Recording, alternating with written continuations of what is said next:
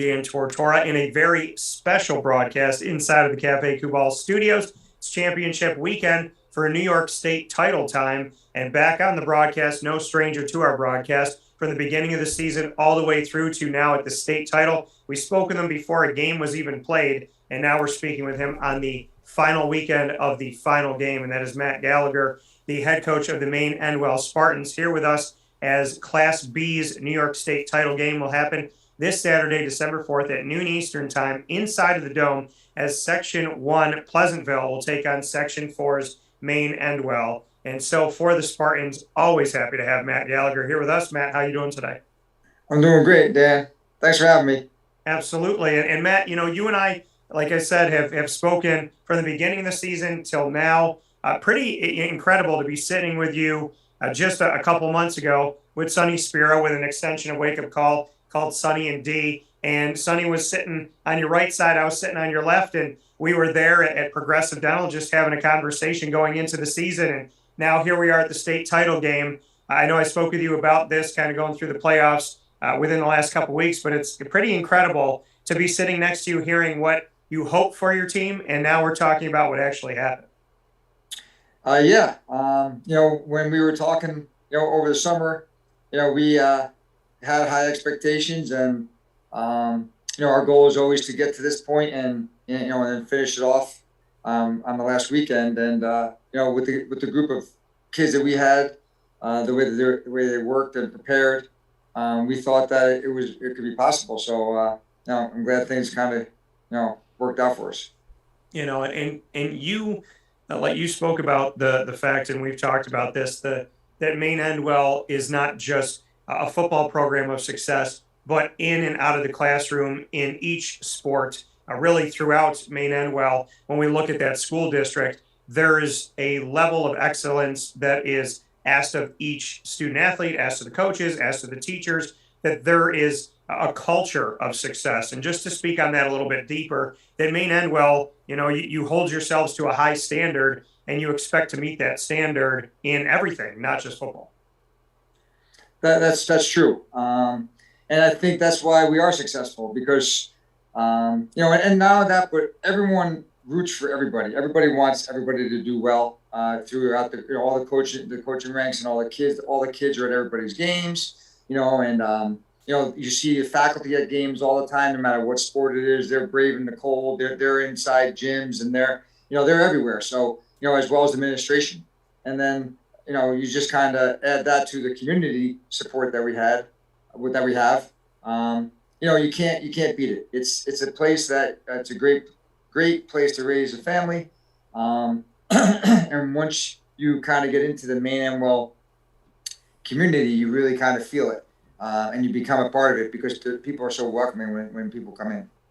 In having this level of excellence and this, above average expectation of one another. For you, this is something where, from us talking, it's not a conceited thing, it's not an ego thing, but this is where you want your team to be. It's you don't have a short-sighted like let's win, let's win Section 4, let's win this many games each season. It's no, we should be playing at the end of the season. We should be playing in the last game. Developing that type of culture, how long did it take you to really develop that and to have that be that, hey, listen, I want us to win every single game. I want us to be there in the Dome at the end of the season. That is my expectation. It's a high standard, and to develop something like that, it doesn't happen overnight, and you really have to have buy-in. So how long did it take for you to really feel like you got that buy-in?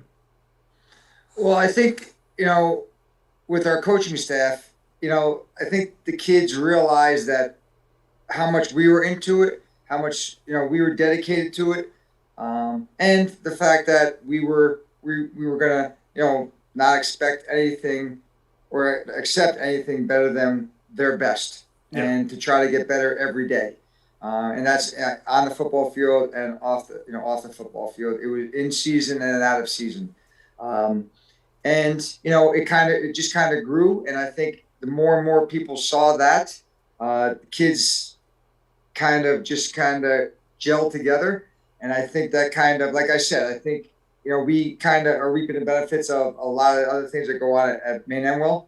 So I think when everything kind of came together on and off the field, on and off the court, continually, like I said, in the classroom, up on the stage for the play, the band, and everything else that goes along with Maine-Ednwell.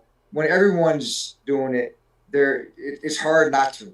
And I think it kind of all came together at once, and I think it's kind of worked its way into what it is now. As we look at Maine-Endwell coming through this season, for you, when you look back on this year, I know you'll do it at the end of the season. I know that that's something you'll take some time with once the season is over.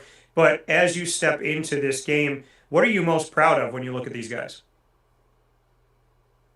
Well, I think as a football coach and as a teacher, and of course as a parent, I'm proud of the kids that have kind of persevered through everything that's been going on. And not just our kids, everybody, all the kids that are out there that are battling through these last 2 years of things that just no one ever thought would be possible. Um, and the fact that they fought through it, Yeah. and they're here at the end of where we're at right now. And that could, and I really don't, and I think how come we're here also is because of the people at Maine-Ednwell.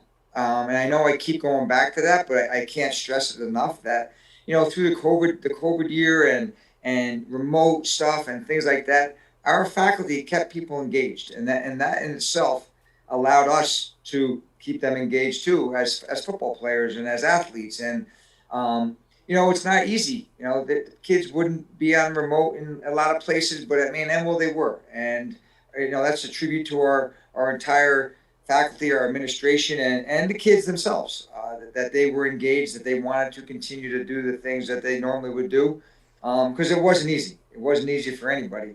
And without them being engaged every day by the teachers, then there's no way we would have been able to get anything done as a football program.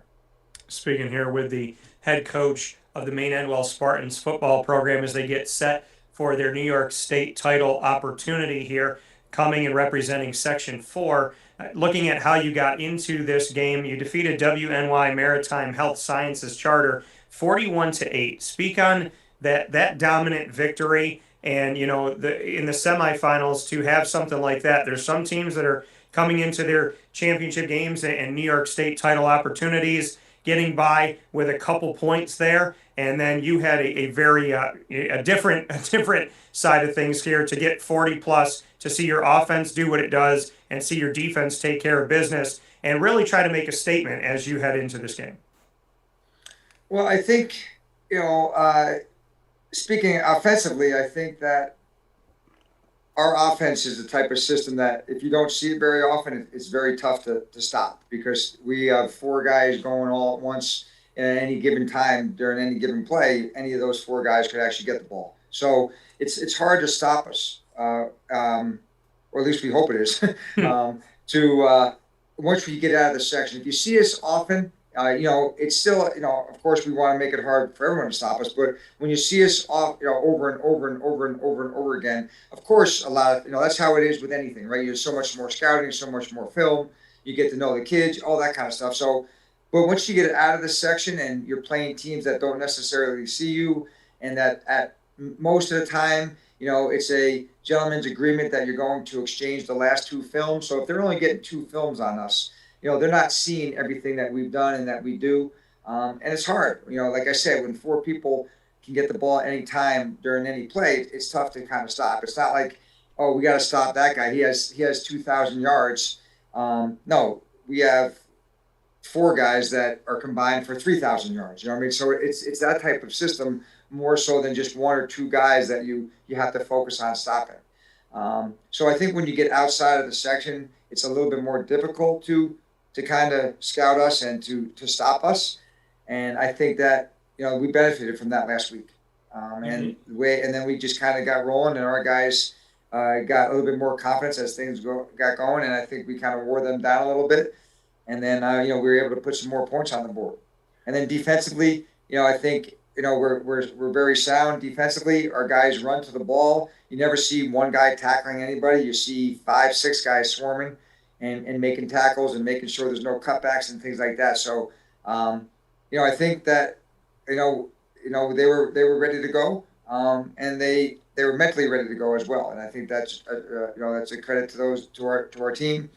And then of course special teams was also top notch in our mind. So when all three phases are clicking, you're kind of tough to beat. How do you consistently reload and refuel? It's not like in high school you can recruit. So, how do you find the right guys every single time? Because this is, we had talked about it, off the air, is that there's building a culture of success, and then there's having a couple of years where maybe something works out or you get an amazing player. Syracuse gets an Eric Dungy, and he's a dog, and he's going to fight on any team and do what he does.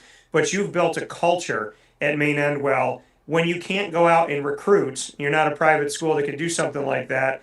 How do you consistently find success?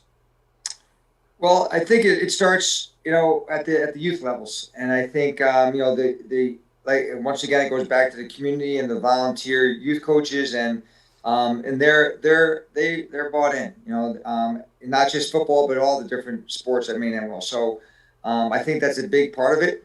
And I think our coaching staff is very connected to the youth program. We have youth clinics, we have youth camps, we have youth day. The kids come to our practices, they come to our games, and they want to be like the bigger Spartans, right? So, someday that they're going to be hopefully playing on that field and hopefully maybe, preparing for championship weekend.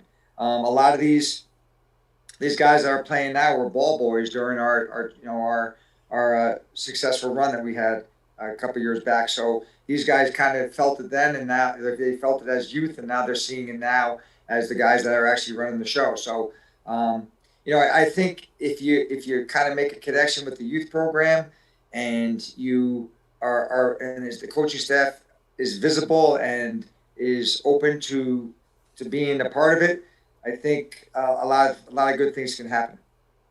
Yeah, and speaking here with Matt Gallagher, the head coach of the Maine-Ednwell Spartans team, football team, getting set for the state title opportunity that they have here this Saturday, December 4th, for the Class B New York State title at noon Eastern Time. Maine-Ednwell out of Section 4 will take on Section 1 Pleasantville. How much do you know of Pleasantville and who they are and what they do? I know you talked about the gentleman's agreement of getting the last 2 games of film and sharing that with one another, so they don't know everything about you, you don't know everything about them. But what you do know about Pleasantville is what? Well, as you were mentioning before, they're not just a team. They have been successful for a number of years. So to me, they're a program, which I think that means we have our work cut out for us.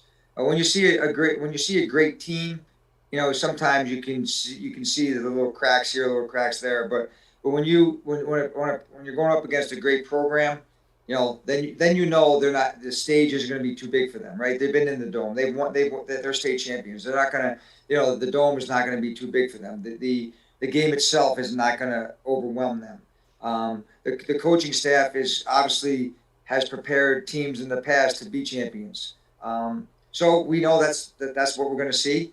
We know they're going to be well coached. They're going to be disciplined. Looking on film, we know that they're athletic. They have a couple of backs that are very athletic, have put up some good numbers. They're undefeated, and they're in state finals for a reason. So, but looking at our team, we like our chances just because of the fact that we have our guys, and I'll never bet against our guys. That's for sure. You have 1 loss this season. What did you learn from it? That and I think I might have mentioned this before. I've never believed in like losing is a good thing sometimes, because I just don't like to lose and I don't want to lose and then gain from that. But I think now that the fact that we did lose, we did gain from it, and I think that was the turning point of our season.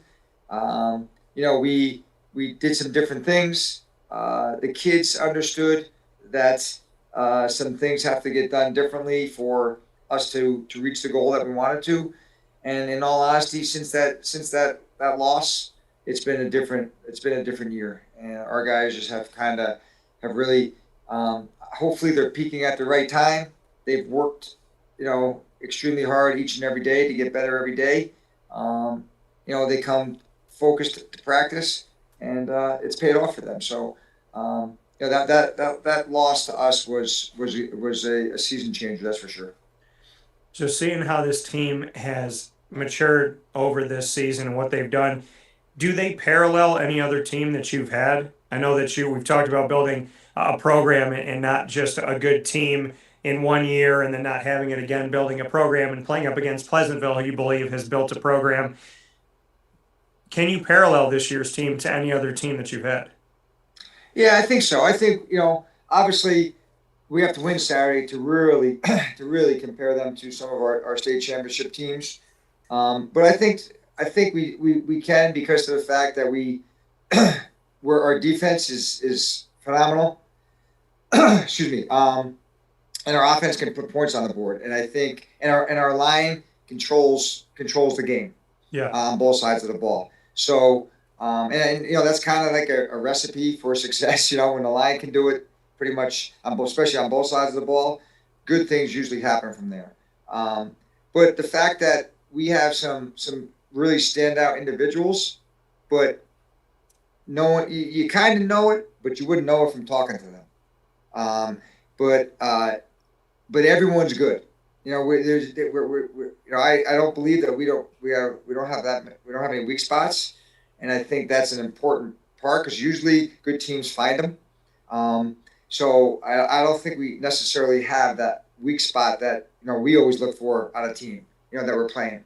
So I think we're pretty solid all the way across the board, and then of course we have guys that can really get up the field and can make some great plays defensively, make some great plays on special teams and things like that. So, and to be honest with you, we're really young. We're really young, and that's kind of very similar to a couple of the teams that we had, 8, 9, 7, 8 years ago. That we were super successful, but we were also young, and I think this team is like that. I mean, we're actually young if you look at our guys that are going to be coming out and playing on Saturday. You have a very unique team in the sense that you have Little League World Series champions playing on this team. They know what it's like to win. They know what it's like to be on a big stage. They were 12, but looking at that, the uniqueness of that, Sonny and I got to speak with your players about that, and some of those members that were on that Little League World Series team from Maine-Endwell. Just what that's like that you have champions, you have kids that learned how to and had to learn how to handle the spotlight when they were barely teenagers. Yeah, I think that obviously helped. But I think what's helped even more is the fact of how they handled that then and how they've handled it throughout their whole time growing up. You wouldn't know they were Little League World Series champions, and you wouldn't know that those they were the face of everybody, right? Just by who they are and how they act, and they're humble. They they want to win. They hate losing more than they like winning. I think that's a big thing. And I think when someone and everybody knows who they are, but when they meet them and they play with them and their teammates, they start to realize that they're not the guys they might or they could actually be because of all the fame that they had. Right? They're down to earth and they're hard workers just like everybody else. And I think some of those guys on that team and that are with us, that's how they are, and I think that goes a long way with people rallying around them. That coming from Matt Gallagher. Matt, before I let you go, the head coach of the Maine-Ednwell Spartans football team, a history in the making this season. For the first time since we've had this tournament the way that it is under the NYSPHSAA back in 1993 to now, we have never seen Section 4 have three representatives going for a state title. Of the five opportunities for a state title, from Class D, Class A, Class C, Class B, and Class AA. Section 4 has 3 representatives. No one has as many representatives this season as Section 4, and it's the first time that Section 4 has ever done it since the institution of this tournament back in '93, as Tioga will fight for the Class D championship, and Shenango Forks will fight for the Class C, and you will fight for the Class B. Just what it means to you to represent as a whole class or Section 4 in and of itself from these multiple classes to make history this year, and what Dave and Nick mean to high school football in the state of New York as well. Well, I think the fact that the 3 of us are going for state titles just says so much for Section 4, and the competition that we have, and the coaches in Section 4, and what they do year in and year out. And then of course Dave and Nick, just obviously their programs are ones that you want to strive to be like. And Tioga has totally dominated Class D for many, many years, and obviously fingers crossed for them tomorrow at noon. And I would definitely definitely wouldn't bet against Tioga, that's for sure. The way that they and then of course Dave and at Forks, he's the same as Nick as far as just a high caliber person that just kind of knows what it takes to win and gets his teams ready all the time. And I think it's important for people to understand that, as you said in the past, these are programs. They're not teams here and there. They're programs that have consistently won, and that comes from obviously high caliber coaches, along with obviously the kids that they coach. So best of luck to those 2 guys and to their teams. I know as a Section 4 representative, we're going to be rooting for them. So it would be nice to have all 3 of us kind of take a title home this weekend. Yeah, it would be a very incredible thing. And as we get set for that moment for you, and in closing here, Matt, do you get those jitters? That feeling. Do you ever have that feeling? And I've had people ask me, broadcasting. They said, when you're out in public, and especially when you're on a stage and you're doing something, and there's people there. Do you get that? Do you get anxiety? Do you get that feeling of nervousness? Of what do I do? How do you respond to it? And I said, it's funny. If I feel anything, it's usually to myself.